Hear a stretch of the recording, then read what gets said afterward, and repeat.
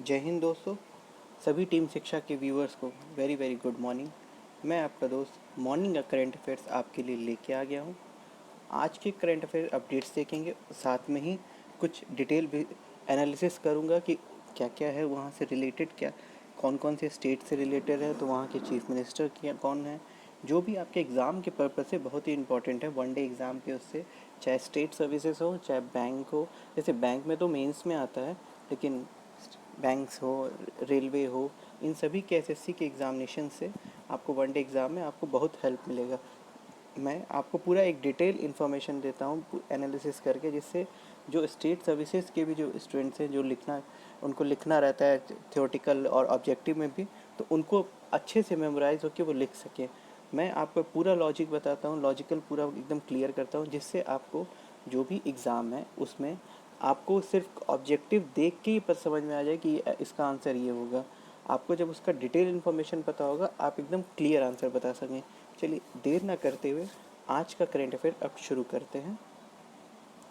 जैसे कि आप लोग जानते हैं कि मैं डेली करंट अफेयर शुरू करने पहले लास्ट के वीडियो में जो भी मैंने आपसे क्वेश्चन ऑफ द डे पूछा होता है उसका मैं आंसर देता हूँ। तो लास्ट के वीडियो में मैंने आपसे क्वेश्चन किया था, आईएमएफ की स्थापना कब और कहाँ हुई थी। आईएमएफ की स्थापना 27 दिसंबर 1945 को वॉशिंगटन डीसी में हुई थी। आईएमएफ का full form international monetary fund है। इसकी जो फाउंडेशन हुआ था 27 दिसंबर 1945 में वॉशिंगटन डीसी। वॉशिंगटन डीसी जो है वो यूनाइटेड स्टेट्स ऑफ अमेरिका का कैपिटल है, और यूनाइटेड स्टेट्स ऑफ अमेरिका के जो करेंटली प्रेसिडेंट हैं वो डोनाल्ड ट्रंप हैं।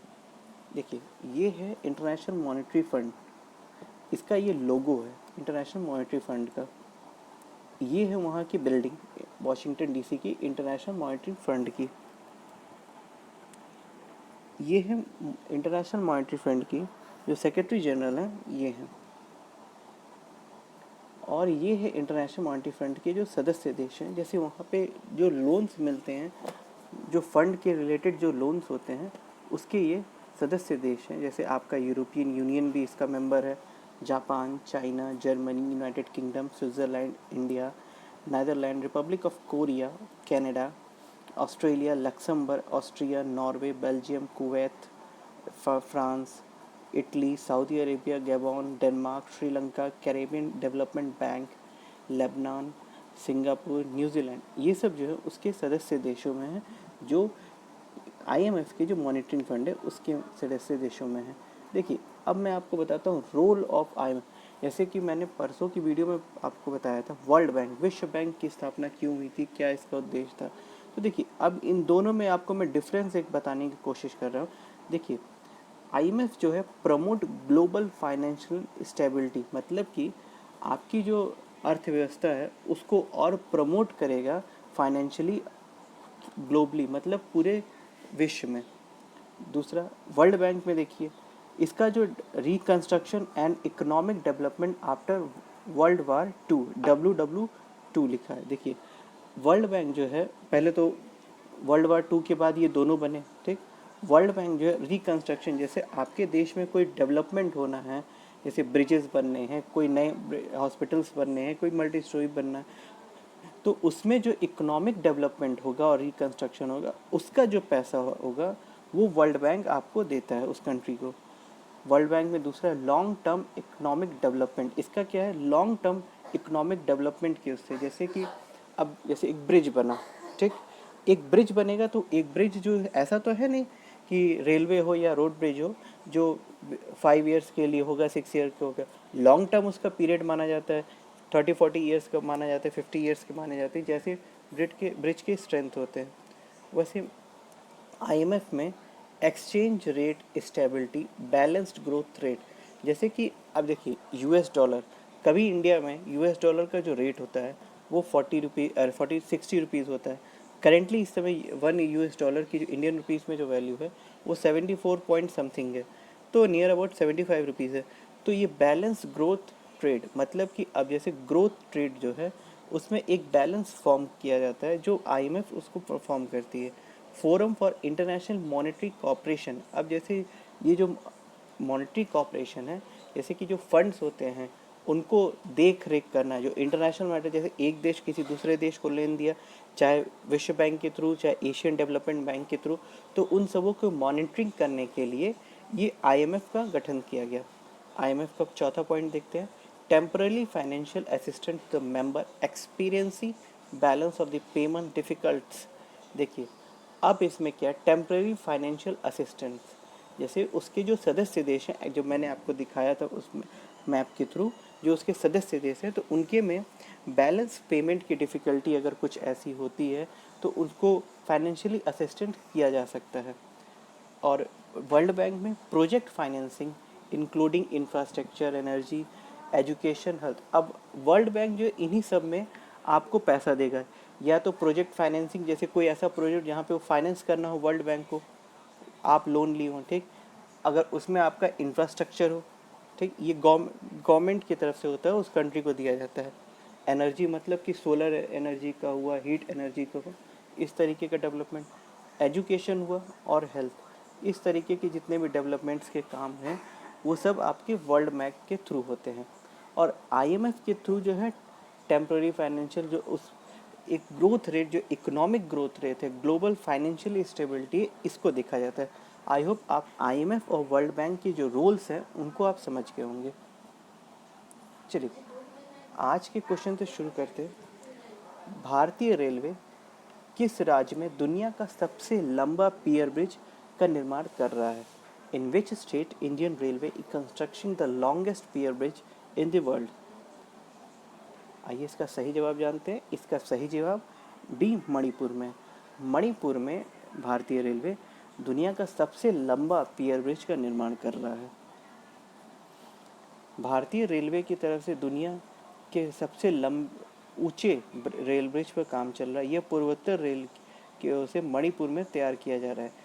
यह 111 किलोमीटर लंबे जिब्रीबाम इम्फाल रेलवे प्रोजेक्ट का हिस्सा है।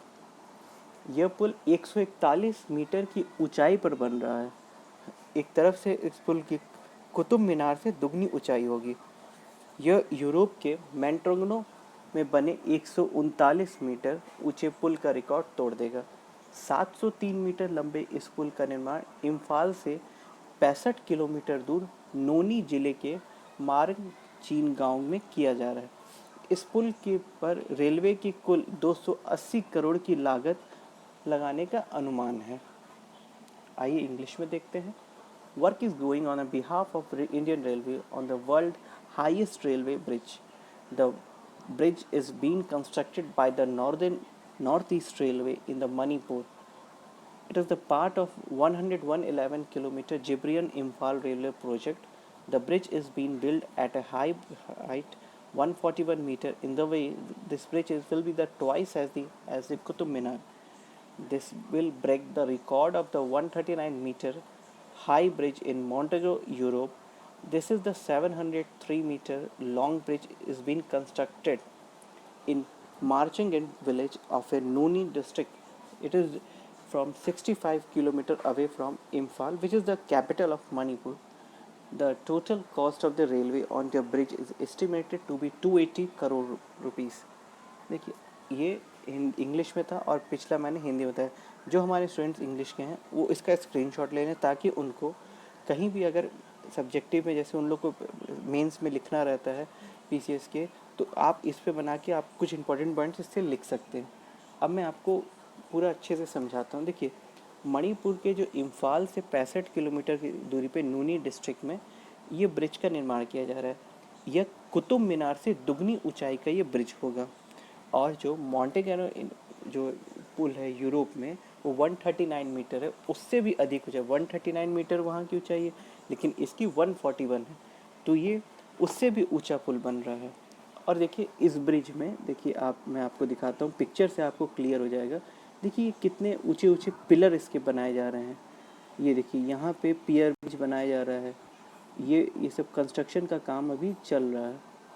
देखिए अब ये देखिए, अब ये आपको पता है कि मणिपुर पहाड़ है पूरा वहाँ पे, तो अब वहाँ पे पहाड़ों को काटा तो जा रहा है, लेकिन लैंड स्लाइडिंग ना हो तो कुछ कुछ जगह पे टनल का निर्माण किया जा रहा है।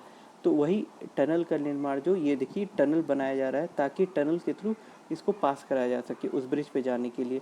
इससे क्या होगा कि नॉर्थ ईस्ट की जो कनेक्टिविटी है, जैसे सेवन सिस्टर स्टेट्स जैसे है, उनकी कनेक्टिविटी जो है वो बहुत अच्छी हो जाएगी रेस्ट ऑफ द इंडिया से। अब मैं आता हूँ मणिपुर के बारे में। ये देखिए, ये आपका इंडियन है, इसमें देखिए रेड जो एरिया है वो मणिपुर है। मणिपुर की राजधानी जो है वो इम्फाल है। मणिपुर के जो चीफ मिनिस्टर हैं वो एन बीरेन सिंह है, ये हैं। मणिपुर के जो गवर्नर हैं उनका नाम नजमा हेमतुल्ला है। मणिपुर के जो हाई कोर्ट के जो चीफ जस्टिस हैं उनका नाम रामालिंगम सुधाकर है। देखिए, रेलवे का पियर ब्रिज के माध्यम से मैं आपको बताएं, ये मणिपुर का बहुत ही अच्छा डेवलपमेंट हो रहा है, जिससे मणिपुर जो है इंडिया के बाकी से जगहों से कनेक्ट हो जाएगा। और ये रेलवे ब्रिज जो है, जैसे अभी तक मणिपुर में जैसे कहा जाता है राजधानी ट्रेन एक रेलवे की प्रीमियम ट्रेन है, हर स्टेट के कैपिटल से इंडिया कैपिटल को जोड़ती है। तो अभी तक इम्फाल से कोई ऐसी राजधानी नहीं थी जो आपके दिल्ली तक जोड़ती हो। तो अब ये बन जाएगा तो एक राजधानी वहाँ से भी चलने लगेगी, उधर के लोगों को भी जल्दी दिल्ली पहुँचने में आसानी हो जाएगी। नेक्स्ट क्वेश्चन, हाल में ही मेघालय का राज्यपाल किसे नियुक्त किया गया है? Who have been appointed the governor of the Meghalaya recently? इसका सही जवाब है सत्यपाल मलिक को। सत्यपाल मलिक को मेघालय का रिसेंटली गवर्नर बनाया गया है। गोवा के राज्यपाल हैं सत्यपाल मलिक, जो कि अब मेघालय के राज्यपाल नियुक्त किया गया है। सत्यपाल मलिक जो है अक्टूबर में 2018 से अक्टूबर 2019 तक जम्मू कश्मीर के राज्यपाल थे। देखिए, अब आपसे एक क्वेश्चन पूछा जरूर जा सकता है, who is the last governor of Jammu Kashmir state? तो जब जम्मू कश्मीर स्टेट बोला जाएगा, जम्मू कश्मीर राज्य के जो आखिरी गवर्नर थे वो सत्यपाल मलिक थे, क्योंकि 31 अक्टूबर 2019 से ही जम्मू कश्मीर को दो अलग अलग भागों में विभक्त करके लद्दाख और जम्मू कश्मीर दो अलग अलग केंद्र शासित प्रदेश बनाया गया। तो केंद्र शासित प्रदेश बनने के बाद जम्मू कश्मीर के जो पहले राज्यपाल थे वो जीसी मुर्मू थे, उन्होंने भी अभी इस्तीफा दे दिया है। तो अब जीसी मुर्मू की जगह मनोज सिन्हा को जम्मू कश्मीर का राज्यपाल बनाया गया। देखिए, अब फिर क्वेश्चन पे आते हैं। तो मेघालय के जो अब गवर्नर है वो सत्यपाल मलिक को बनाए। सत्यपाल मलिक जो है, अगर उनके गवर्नर के तौर पे अगर मैं बोलूँ तो सबसे पहले हुए गवर्नर बिहार के गवर्नर बने थे। उसके बाद 2018 में कुछ महीनों के लिए उड़ीसा के वो राज्यपाल अतिरिक्त प्रभार में नियुक्त किए गए थे। उसके बाद फिर उन्हें जम्मू कश्मीर का राज्यपाल बना दिया गया था। उसके बाद अभी वो फिर से मेघालय के राज्यपाल बना दिए गए हैं। सत्यपाल मलिक 21 अप्रैल 1990 से 10 नवंबर 1990 तक केंद्रीय राज्य मंत्री, संसद व पर्यटन के भी रह चुके हैं। मतलब वो एमपी और टूरिज्म मंत्रालय के वो एमपी केंद्रीय मंत्री रह चुके हैं। Goa governor Satyapal Malik has been appointed as the governor of Meghalaya. Satyapal Malik was the governor of Jammu Kashmir from August 2018 to October 2019. Satyapal Malik was appointed as the governor of Bihar for the first time. He was also given the additional charge of the governor of Odisha for a few months in 2018. Malik has also been Union State Minister of the Parliamentary and the Tourism from 21st April 1990 to 10th of November 1990। देखिए, ये हैं, पहले तो मेघालय के बारे में जानते हैं हम। ये देखिए, ये आप इंडियन मैप पे, इंडियन मैप में ये जो रेड वाला पोर्शन है वो मेघालय का है। ये मेघालय का मैं आपको डिस्ट्रिक्ट मैप दिखा रहा हूँ। देखिए, इसमें ये रेड जो दिख रहा है शिलोंग, तो मेघालय का जो कैपिटल है वो शिलोंग है। अब देखिए, मेघालय जो है वो इंटरनेशनल बॉर्डर शेयर करता है बांग्लादेश से। और आपका स्टेट बॉर्डर की मैं बात करूं तो देखिए, असम से उसका स्टेट बॉर्डर शेयर होता है। अब ये हैं मेघालय के करंट चीफ मिनिस्टर, इनका नाम कोनराड सांगा है। कोनराड सांगा मेघालय के करंट चीफ मिनिस्टर हैं। और अब सत्यपाल मलिक जी को मेघालय का राज्यपाल बनाया गया। इससे पहले मेघालय के जो राज्यपाल थे उनका नाम तथागत रॉय था। मेघालय के जो हाईकोर्ट की जो चीफ जस्टिस हैं वर्तमान में विश्वनाथन सामोदार हैं। मेघालय के हाईकोर्ट के जो चीफ जस्टिस हैं विश्वनाथन सामोदार हैं। नेक्स्ट क्वेश्चन, यूनाइटेड किंगडम ने भारत में कितने मिलियन पाउंड का इनोवेशन चैलेंज फंड लॉन्च किया है? How many millions pound of the innovation challenge fund have been launch by the United Kingdom in India? इसका सही जवाब है 3 मिलियन पाउंड। 3 मिलियन पाउंड का यूनाइटेड किंगडम ने भारत में इनोवेशन चैलेंज फंड को लॉन्च किया है। यूनाइटेड किंगडम ने भारत में 3 मिलियन पाउंड का इनोवेशन चैलेंज फंड लॉन्च किया है। कोविड-19 और जलवायु परिवर्तन से निपटने के लिए उद्योगों और शिक्षाविदों में भारतीय वैज्ञानिकों का समर्थन करने हेतु ये फंड को लॉन्च किया गया है। इस फंड ने कर्नाटक में आर्टिफिशियल इंटेलिजेंस क्लस्टर और महाराष्ट्र में भविष्य की गतिशीलता क्लस्टर से जुड़ने के लिए इनोवेशन को आमंत्रित किया है। यह पहल यूके भारत टेक साझेदारी के निर्माण में मदद करेगी। The United kingdom launch 3 million European dollar innovation challenge fund in India. This fund have been launched to support COVID-19 and the Indian scientists in the industries and academic to tackle the climate change. The fund invited artificial intelligence cluster in Karnataka and innovator to join future mobility cluster in Maharashtra. The innovative will help build the UK-India tech partnership. देखिए अब मैं आपको पूरा detail में आपको मैं बताता हूँ। अच्छा, इन लोग जिसने इसका स्क्रीनशॉट ना लिया उसका स्क्रीनशॉट ले सकता है। देखिए अब यूनाइटेड किंगडम की बात हो रही है तो पहले तो आप देखिए बोरिस जॉनसन जो है वहाँ के प्रधानमंत्री हैं। ये यूनाइटेड किंगडम का मैप है। देखिए इसमें मैं आपको स्कॉटलैंड भी दिखा रहा हूँ, नॉर्दर्न वेयरलैंड भी दिखा रहा हूँ, इंग्लैंड भी दिखा रहा हूँ। ये लंदन इसका कैपिटल है। अब मैं आपको मैप के थ्रू थोड़ा सा समझाने की कोशिश करता हूँ। अगर आपको कोई बोलता है इंग्लैंड तो देखिए सिर्फ इंग्लैंड का मैप तो ये है, और स्कॉटलैंड बोलता है तो स्कॉटलैंड का मैप ये है। इन दोनों को करके जोड़ के यूनियन फ्लैग बना था जो इस तरीके से बना था। फिर आयरलैंड आया, यहाँ पे जो मैंने आपको दिखाया ये देखिए नॉर्दर्न आयरलैंड, तो उसके मैप को इस तरह लिया गया। अब उन सभी मैपों को जोड़ के फ्लैग को जोड़ के एक यूनियन फ्लैग बनाया गया जिसको यूनाइटेड किंगडम का फ्लैग बोला जाता है, जो 1801 से करंट यूनियन फ्लैग की उसमें देख रहा है। ये यूनाइटेड किंगडम का करंट यूनियन फ्लैग है। तो इस यूनियन फ्लैग में आपको देखिए 3 कंट्रीज ऐसी हैं जैसे इंग्लैंड, स्कॉटलैंड, आयरलैंड, इन सभी को बनाया गया था। अब ये जो आपको फ्लैग दिख रहा है यहाँ पे, उससे पहले ओरिजिनल यूनियन फ्लैग ये 1606 का है। उसके बाद आयरलैंड हुआ तो आयरलैंड के मैप को भी इसमें जोड़ा गया। देखिए इस मैप में, इस फ्लैग में आपको देखिए जो क्रॉस बना है वो वाइट कलर का है, क्योंकि उस समय स्कॉटलैंड और इंग्लैंड को जोड़ के मैप को बनाया गया था, फ्लैग को बनाया गया था। उसके बाद ये आयरलैंड को भी इसमें जोड़ा गया। तो जब आयरलैंड को जोड़ा गया तो इसका जो नेशनल फ्लैग है यूनाइटेड किंगडम का वो इस तरीके से बना, जो कि 1801 में इसको पब्लिश किया गया और बोला गया कि अब से यूनाइटेड किंगडम का जो नेशनल फ्लैग होगा वो ये होगा। और यूनाइटेड किंगडम की अगर जब कोई बात करेगा मैप की तो देखिए इस तरीके का मैप आएगा। Republic of Ireland, Northern Ireland, Scotland, England, Wales, ये सब को इंग्लिश चैनल, ये कैलेटिक सी, आयरिश सी, ये सब एटलांटिक सी, ये सब जो है यूनाइटेड किंगडम के ही पार्ट्स हैं।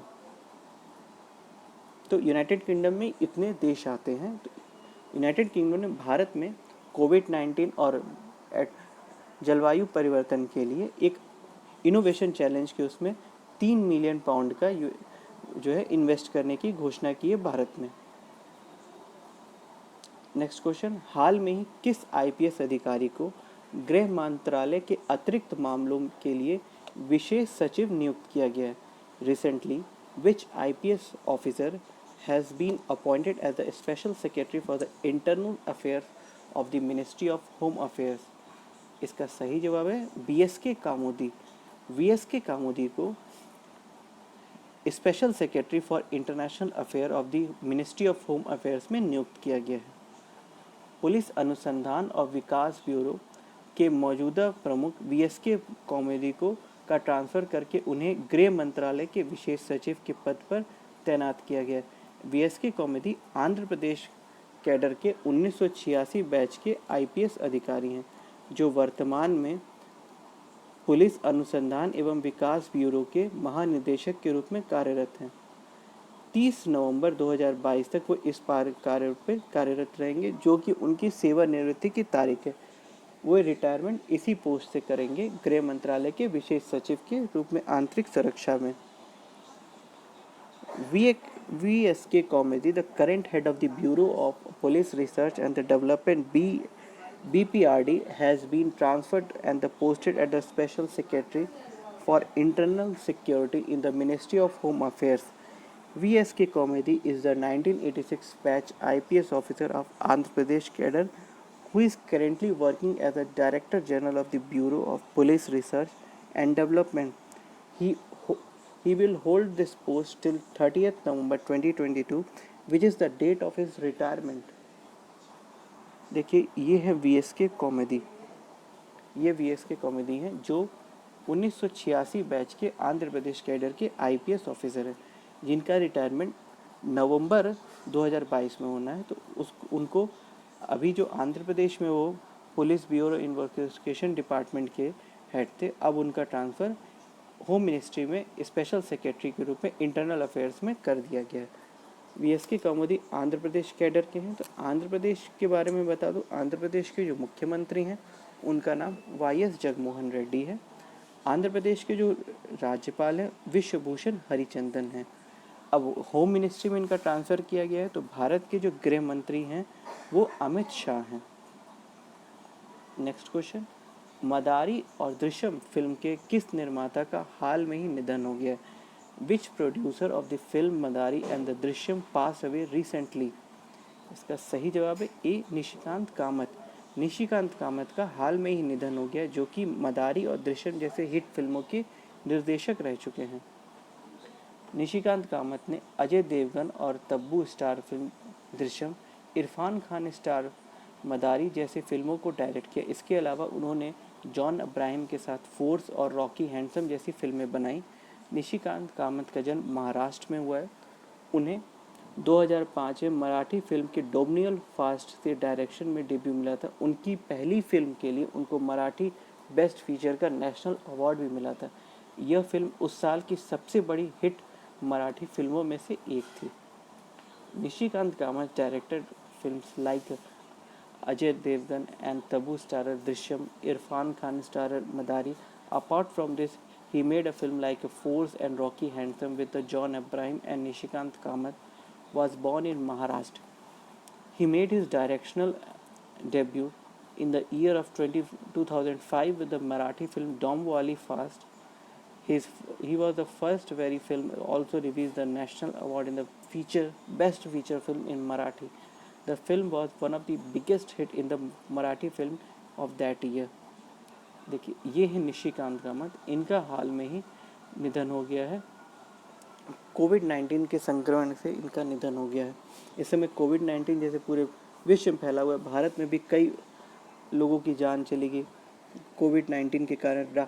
राहत इंदौरी जो मशहूर कवि थे, उनका भी हाल में ही कोविड-19 के कारण ही निधन हो गया। महाराष्ट्र के जन्मे निशिकांत कामत 2005 में पहली बार उन्होंने अपना डायरेक्शनल डेब्यू किया था डोमिनियल फास्ट मूवी से। महाराष्ट्र की बात करते हैं। महाराष्ट्र की कैपिटल मुंबई है। महाराष्ट्र के जो मुख्यमंत्री उनका नाम उद्धव ठाकरे है। महाराष्ट्र के राज्यपाल का नाम भगत सिंह कोश्यारी है। महाराष्ट्र के जो हाई कोर्ट के जो चीफ जस्टिस है उनका नाम दीपांकर दत्ता है। चलिए नेक्स्ट क्वेश्चन, सीबीआई के किस पूर्व निदेशक को सीमा सुरक्षा बल बीएसएफ का नया महानिदेशक नियुक्त किया गया है? Which former special director of the CBI has been appointed as the new director general of the border security force? C, Rakesh Asthana को। राकेश अस्थाना को सीबीआई के जो फॉर्मर डायरेक्टर थे उनको बीएसएफ का नया डायरेक्टर नियुक्त किया गया है। केंद्र सरकार ने सीबीआई के पूर्व निदेशक राकेश अस्थाना को सीमा सुरक्षा बल बीएसएफ का महानिदेशक नियुक्त किया है। राकेश अस्थाना अभी नागरिक उड्डयन सुरक्षा ब्यूरो के महानिदेशक का पद संभाल रहे थे। वे नारकोटिक्स कंट्रोल ब्यूरो के भी महानिदेशक के अतिरिक्त प्रभाव में बने रहेंगे। राकेश अस्थाना का पदभार संभालने की तारीख 31 जुलाई 2021 तक है। बीएसएफ महानिदेशक के रूप में वे रहेंगे। वे 1984 बैच के आईपीएस अधिकारी हैं। The central government has appointed Rakesh Asthana, former Special Director of the CBI, as the Director General of the Border Security Force. Rakesh Asthana was currently holding the post of Director General of the Civil Aviation Security Bureau. He will also continue to hold the additional charge of the Director General of Narcotics Control Bureau. Rakesh Asthana will continue as a BSF Director General from 31st July 2021 from a date he is taken the post. He is the 1984 batch IPS officer. देखिए ये हैं राकेश अस्थाना जी, जिनको CBI के farmer director थे, उनको अब BSF का नया डायरेक्टर जनरल नियुक्त किया गया। वे साथ में एविएशन इंडस्ट्री ब्यूरो के सिक्योरिटी इंचार्ज हेड भी थे। दूसरा, वो इस नारकोटिक्स कंट्रोल डिपार्टमेंट के महानिदेशक के पद पे हैं। वो एडिशनल चार्ज पे रहेंगे। राकेश अस्थाना जो है वो 1984 के आईपीएस ऑफिसर हैं, जो कि गुजरात कैडर के हैं। इनको अब बीएसएफ का नया सेक्रेटरी जनरल बनाया गया है, डायरेक्टर जनरल बनाया गया है। बीएसएफ का जो हेडक्वार्टर है वो नई दिल्ली में है। गुजरात से रिलेटेड है, तो गुजरात के बारे में कुछ इंपॉर्टेंट पॉइंट्स मैं बताता हूँ। गुजरात की राजधानी गांधीनगर है। गुजरात के जो करंट मुख्यमंत्री हैं उनका नाम विजय रूपाणी है। गुजरात के राज्यपाल का नाम आचार्य देवव्रत है। गुजरात के हाईकोर्ट के जो चीफ जस्टिस है उनका नाम विक्रम नाथ है। नेक्स्ट क्वेश्चन, गृह मंत्रालय ने हाल में ही किस रेलवे स्टेशन का नाम बदलकर बनारस करने की मंजूरी प्रदान की है? The union home minister has recently approved the renaming of which railway station to Banaras. इसका सही जवाब है मड़ुआडीह रेलवे स्टेशन को। मड़ुआडीह रेलवे स्टेशन को बनारस जंक्शन के रूप में कहने का प्रस्ताव को पारित कर दिया गया। अब मड़ुआडीह रेलवे स्टेशन का नाम बनारस हो जाएगा। उत्तर प्रदेश में अब तक एक और रेलवे स्टेशन के नाम को बदल दिया गया। मड़ुआडीह रेलवे स्टेशन का नाम अब बनारस के नाम से जाना जाएगा। केंद्रीय गृह मंत्रालय ने मड़ुआडीह रेलवे स्टेशन का नाम बदलकर बनारस करने की मंजूरी दी, जबकि इससे पहले मुगलसराय स्टेशन का नाम बदलकर पंडित दीनदयाल उपाध्याय किया जा चुका है और इलाहाबाद जंक्शन का नाम प्रयागराज जंक्शन भी कर दिया गया है। इसका स्क्रीनशॉट ले रहे हैं हिंदी मीडियम के बच्चे, अब इंग्लिश मीडियम के बच्चे। Now the name of another railway station in Uttar Pradesh have been changed. Manduadih railway station will be known as Banaras. The Union Home Minister has approved the renaming of the Maduwadih railway station to Banaras, whereas earlier the Mughalsarai station has been changed to Pandit Deendayal Upadhyay Junction. English medium के बच्चे जो है इसका screenshot ले लें। देखिए ये है Manduadih railway station. Manduadih railway station जो है वो नॉर्थ ईस्ट रेलवे के अंतर्गत आता है। नॉर्थ ईस्ट रेलवे के बनारस सिटी डिवीज़न के अंतर्गत आता है। नॉर्थ ईस्ट रेलवे का जो हेडक्वार्टर है वो आपका गोरखपुर में। देखिए ये मड़ुआडीह रेलवे स्टेशन का लुक है। मड़ुआडीह रेलवे स्टेशन बहुत ही खूबसूरत रेलवे स्टेशन बनाया गया था पीपी मॉडल के तहत। ये देखिए इसका बाहर का लुक है, बहुत ही जैसे आपको लगेगा कि आप किसी एयरपोर्ट के अंदर जा रहे हैं, इस तरीके से इतना खूबसूरत मड़ुआडीह रेलवे स्टेशन को बनाया गया था। देखिए ये मैं आपको देखिए और पास से Manduadih railway station. Manduadih railway station जो है बनारस का एक महत्वपूर्ण स्टेशन है, जहाँ से जितनी भी मड़ुआडीह रेलवे स्टेशन को पहले देखिए वाराणसी कैंट के नाम से एक वहाँ का मेन स्टेशन है, तो सैटेलाइट स्टेशन के रूप में दो स्टेशन को डेवलप किया गया, एक वाराणसी सिटी को, एक मड़ुआडीह को। तो मड़ुआडीह का नाम अब बनारस कर दिया जाएगा, बनारस जंक्शन। देखिए सैटेलाइट स्टेशन क्यों कहा जाता है इन लोग को? सैटेलाइट स्टेशन का मतलब क्या होता है, जैसे मान लीजिए कि ट्रेनों को वहीं आके टर्मिनेट होना है, तो उसको जो मेन स्टेशन उनका है, जैसे वाराणसी कैंट स्टेशन जो मेन स्टेशन है, उसके लोड को कम करने के लिए, अब जैसे मान लीजिए बलिया की तरफ से, गोरखपुर की तरफ से, छपरा की तरफ से कोई ट्रेनें आ रही हैं, तो उसको वाराणसी सिटी स्टेशन पे उसको शंट कर दिया जाएगा, उसको अब कैंट नहीं लाया जाएगा, जिससे जो कैंट का जो लोड है वो कम होगा।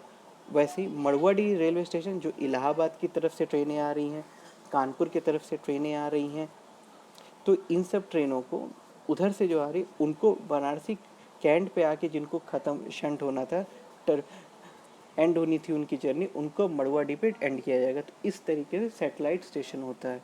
तो अब मड़ुआडीह का जो नाम है वो बनारस जंक्शन कर दिया गया। अब जो वैसे इससे पहले उत्तर प्रदेश में 2 और स्टेशन के नाम बदल जा चुके हैं। पहला मुगल सराय रेलवे स्टेशन का नाम पंडित दीनदयाल उपाध्याय जंक्शन कर दिया गया, और इलाहाबाद जंक्शन का नाम प्रयागराज जंक्शन कर दिया गया। अब देखिए मैंने आपको सैटेलाइट, अब कैंट स्टेशन पे क्या होगा, कैंट स्टेशन पे वही ट्रेनें आएंगी जो कैंट स्टेशन को पार करके आगे जाती है, जो बनारस में शंट नहीं होना, जो जिनकी जर्नी एंड नहीं होना। जैसे आपकी पटना सिकंदराबाद, ये आपकी पटना से खुल के सिकंदराबाद जाती है, तो वो कैंट स्टेशन पे आएगी।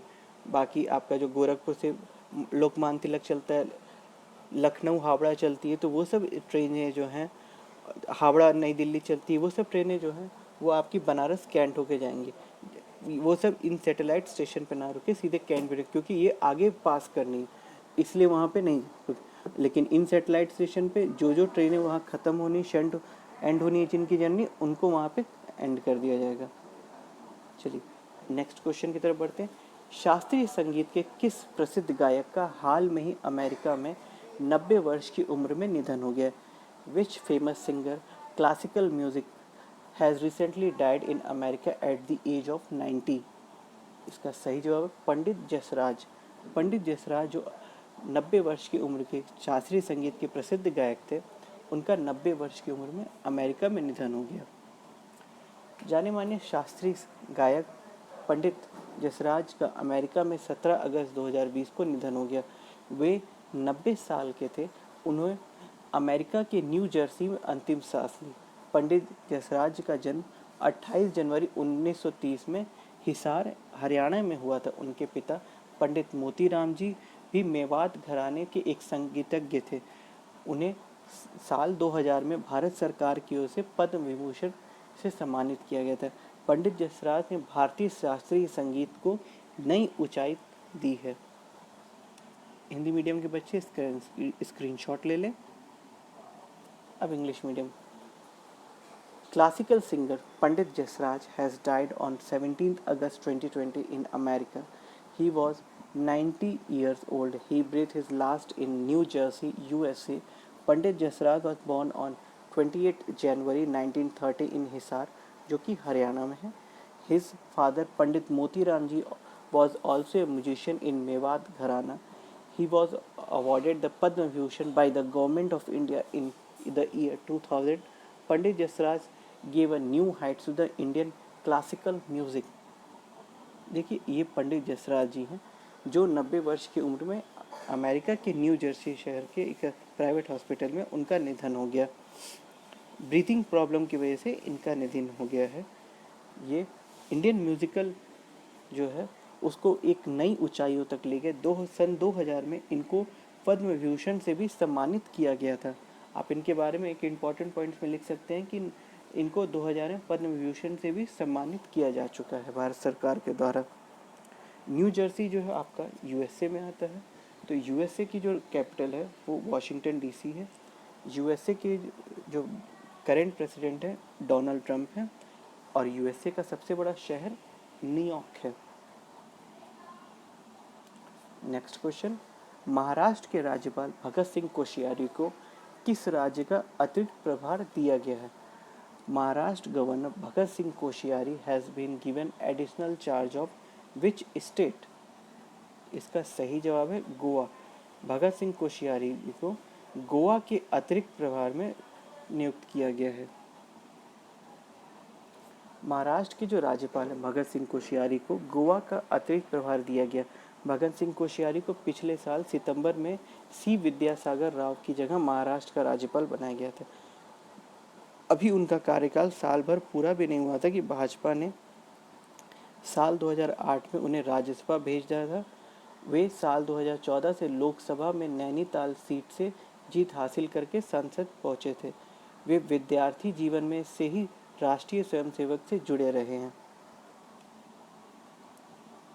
Maharashtra governor Bhagat Singh Koshyari has been given additional charge of Goa. Bhagat Singh Koshyari was appointed as the Royal School of Maharashtra in September last year, replacing C. Vidyasagar Rao. His tenure has not been completed even for the year now. The BJP sent him to Rajya Sabha in 2008. He reached the parliamentary by winning Nainital seat in 2014 Lok Sabha election. He has been associated with the Rashtriya Swayamsevak Sangh since his student days. देखिए अब महाराष्ट्र की बात हो रही है। महाराष्ट्र से जो अभी करंट राज्यपाल है भगत सिंह कोश्यारी, उनको अब गोवा का भी राज्यपाल बना दिया गया। पहले ये देखिए इंडियन मैप में ये देखिए रेड हिस्सा जो दिख रहा है छोटा सा, ये महाराष्ट्र है। महाराष्ट्र के गोवा है, गोवा जो है रेड वाला ये गोवा है। गोवा का जो बॉर्डर है वो देखिए एक तरफ तो पूरा सी है, एक तरफ आपके ऊपर के महाराष्ट्र से इसका बॉर्डर है, दूसरी तरफ कर्नाटक स्टेट से बॉर्डर है। ये देखिए मैं आपको सिर्फ गोवा का डिस्ट्रिक्ट मैप दिखाऊं तो नॉर्थ गोवा और साउथ गोवा। गोवा की जो कैपिटल है वो पणजी है। देखिए ये हैं गोवा के current chief minister Pramod Sawant जो है वो गोवा के करंट चीफ मिनिस्टर हैं। अब भगत सिंह कोश्यारी जी को गोवा के एडिशनल चार्ज के रूप में गवर्नर बना दिया गया। देखिए गोवा के अभी तक जो गवर्नर थे सत्यपाल मलिक जी को, उनको हाल में ही ट्रांसफ़र करके मेघालय का उनको राज्यपाल बना दिया गया है। तो इसलिए अब गोवा का जो एडिशनल चार्ज है वो भगत सिंह कोश्यारी जी को दे दिया गया है। गोवा के जो हाई कोर्ट के जो चीफ जस्टिस है उनका नाम प्रति नंदराज रोग है। गोवा जो है आपका इंटरनेशनल बॉर्डर जो है वो शेयर करता है महाराष्ट्र से। भगत सिंह कोश्यारी जो है वो महाराष्ट्र के भी राज्यपाल हैं। तो महाराष्ट्र के बारे में कुछ इंपॉर्टेंट पॉइंट, महाराष्ट्र की जो कैपिटल है वो मुंबई है। महाराष्ट्र के जो मुख्यमंत्री हैं उनका नाम उद्धव ठाकरे है। महाराष्ट्र के जो राज्यपाल भगत सिंह कोश्यारी जो कि अतिरिक्त प्रभार में गोवा के भी राज्यपाल हैं। महाराष्ट्र के जो हाईकोर्ट को जो चीफ जस्टिस है उनका नाम दीपांकर दत्ता है। आई होप आज का आपको करंट अफेयर्स अच्छा लगा होगा विद एनालिसिस। आज का क्वेश्चन ऑफ द डे आपके लिए है, एसबीआई की स्थापना कब और कहाँ की गई थी? स्टेट बैंक ऑफ इंडिया की स्थापना फाउंड कब हुआ था? इसका सही जवाब आप हमें कमेंट बॉक्स में दें। अगर आपको हमारा वीडियो पसंद आया हो तो लाइक करें, ज़्यादा से ज़्यादा लोगों को शेयर करें और सब्सक्राइब करें। सब्सक्राइब करने के साथ बेल आइकन को जरूर प्रेस करें ताकि हमारे चैनल पे जो भी वीडियो है सबसे पहले आपको अपडेट मिल सके। टीम शिक्षा